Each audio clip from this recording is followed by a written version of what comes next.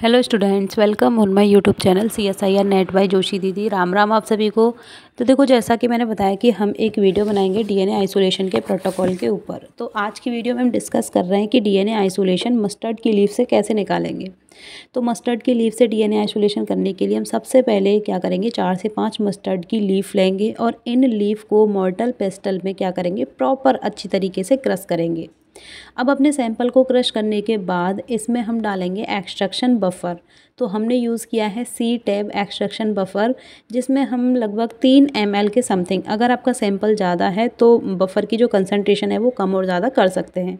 ठीक है, हमारे पास में 4 से 5 लीफ हैं तो हम 3 ml मतलब कि 3000 माइक्रोलीटर जो एक्सट्रैक्शन बफर है उसका यूज़ करेंगे। अब इनको प्रॉपर अच्छी तरीके से क्रश करने के बाद में, मिक्स करने के बाद में, ये जो हमारी एपेंड्रॉफ ट्यूब हैं 2 ml की, इनके अंदर अपने सैंपल को हम डालेंगे।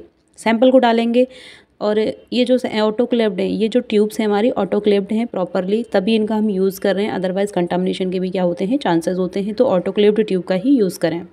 अब ये जो ट्यूब्स हैं इनको अंदर हम अपने सैंपल्स को डालने के बाद में इन ट्यूब को हम क्या करेंगे, सैंपल जब प्रॉपर इनके अंदर आ जाएगा हमारा, अलग अलग लीफ के सैंपल को अलग अलग एपेंड्रॉफ ट्यूब के अंदर डालना है। प्रॉपर उनकी मार्किंग करनी है ताकि किसी भी प्रकार की मिक्सिंग ना हो सैंपल में, है ना। अलग अलग लीफ है तो अलग अलग लीफ को एपेंड्रॉफ ट्यूब पर फिर मार्किंग कर देंगे ट्यूब्स के ऊपर। तो ये देखिए हमारे सैंपल आ गए, इसके अंदर सबके ऊपर हमने मार्किंग की हुई है ताकि किसी भी टाइप की कोई मिसअंडरस्टैंडिंग ना हो। इसके बाद अब हम क्या करेंगे, इसको वाटर बाथ के अंदर अपने सैंपल को डालेंगे।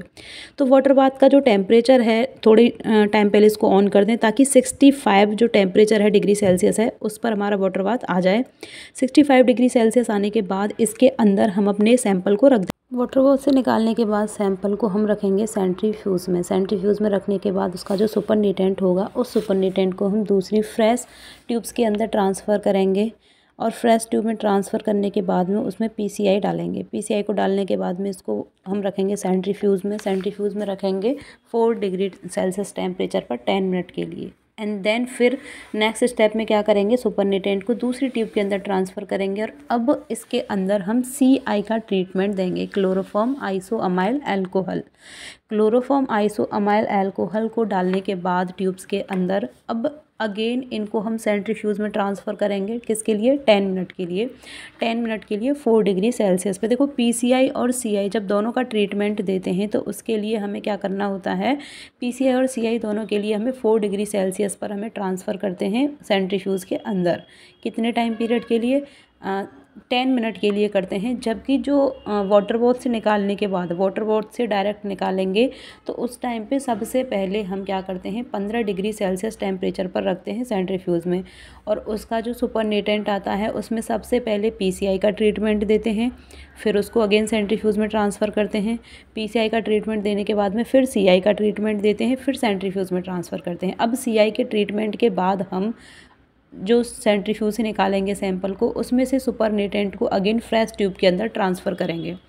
तो अब सुपरनेटेंट को हम फ्रेश ट्यूब के अंदर ट्रांसफ़र कर रहे हैं तो अब इसके अंदर हमें क्या डालना है, सोडियम एसीटेट और आइसोप्रोपेनॉल। सोडियम एसीटेट और आइसोप्रोपेनॉल को हम इसके अंदर डालेंगे। कोल्ड, बिल्कुल चिल्ड होने चाहिए ये दोनों के दोनों। ठीक है, सोडियम एसीटेट और आइसोप्रोपेनॉल हम डालेंगे 100 माइक्रोलीटर।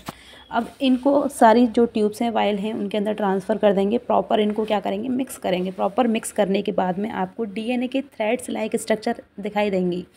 अब ये जो ट्यूब्स हैं, वायल हैं, इनको हम ओवरनाइट के लिए रख देंगे। किसके लिए, प्रेसिपिटेशन के लिए। फिर नेक्स्ट डे क्या करेंगे, हम इथेनॉल की वॉशिंग करेंगे। देखिए आपको इसमें ये वाइट वाइट थ्रेड्स दिख रहे हैं, ये DNA के थ्रेड्स हैं। इसकी हम दूसरे दिन इथेनॉल की वॉशिंग